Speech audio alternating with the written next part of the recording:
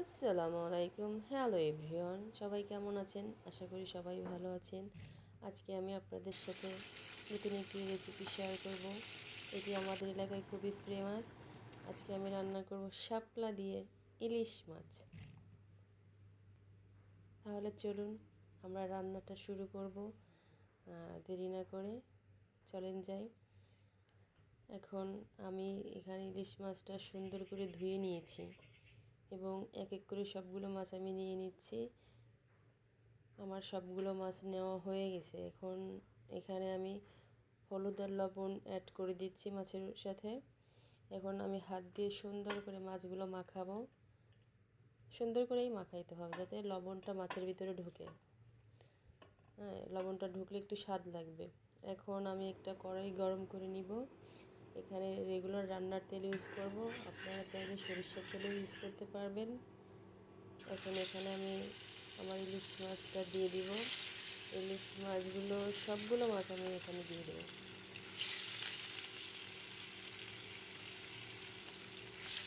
সবগুলো মাছ আমার দেওয়া হয়ে গেছে।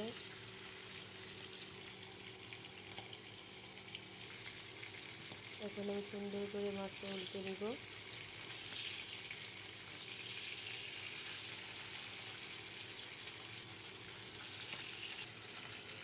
দেখতেই পাচ্ছেন আমার মাছগুলো সবগুলো উল্টে নেওয়া হয়ে গেছে। এবার আমি তুলে নিচ্ছি।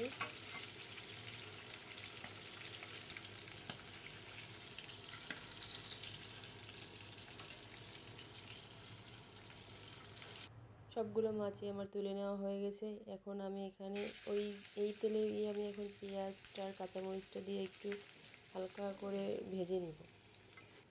বেশি ভাজবো না, হালকা করে ভাজবো। এখন আমি এখানে একসঙ্গে সরিষা বাটা আর কাঁচামরিচ বাটা দিয়ে সুন্দর করে বেটে নিয়েছি। এখন আমি এটা সুন্দর করে মিশাবো। এখন আমি হলুদ গুঁড়ো দিয়ে দিলাম, ধনে গুঁড়ো দিয়ে দিলাম। এখন অ্যাড করব লবণ। দিয়ে সুন্দর করে নাড়িয়ে নিচ্ছি। এখন আমি এখানে একটু করে মশলাটা কষানোর জন্য পানি দিয়ে দিব।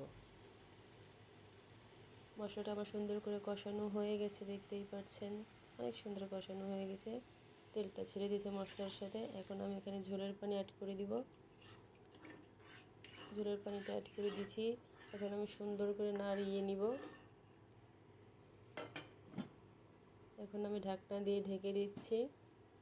ঢাকনাটা আবারও আমি তুলে নিচ্ছি। এখন আমার বেছে রাখা যে শাপলাগুলো আছে এখানে আমি দিয়ে দিব। দিয়ে আবারও ঢেকে দিলাম। ঢাকনা তুলে নিচ্ছি। এখন আমি এখানে যে ভেজে রাখা যে ইলিশ মাছটা রেখেছিলাম এটা আমি এখানে দিয়ে দিব। শাপলার সাথে দিয়ে সুন্দর করে একটু নাড়িয়ে চাড়িয়ে নেব। রান্নাটা প্রায় আমার শেষ। এখন আমি এখানে পরিমাণ 1 চামচের মতো জিরা গুঁড়ো, ভাজা জিরার গুঁড়ো ইউজ করতেছি।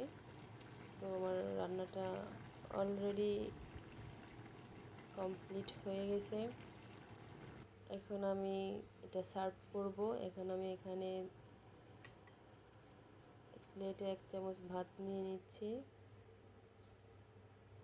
2 চামচ রাইস নিয়েই নিলাম। এখন এখান থেকে আমি 1 পিস মাছ নিচ্ছি। দেখেন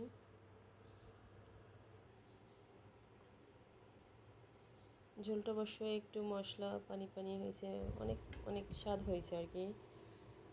সব কিছুই ঠিকঠাক আছে। তো আপনারা ওইভাবে চেষ্টা করবেন, বাসায় দেখবেন খুব সহজেই রান্না করতে পারবেন ইলিশ দিয়ে শাপলা। তো বন্ধুরা, আমার ভিডিওটি যদি আপনাদের কাছে ভালো লাগে অবশ্যই আমাকে সাপোর্ট করবেন।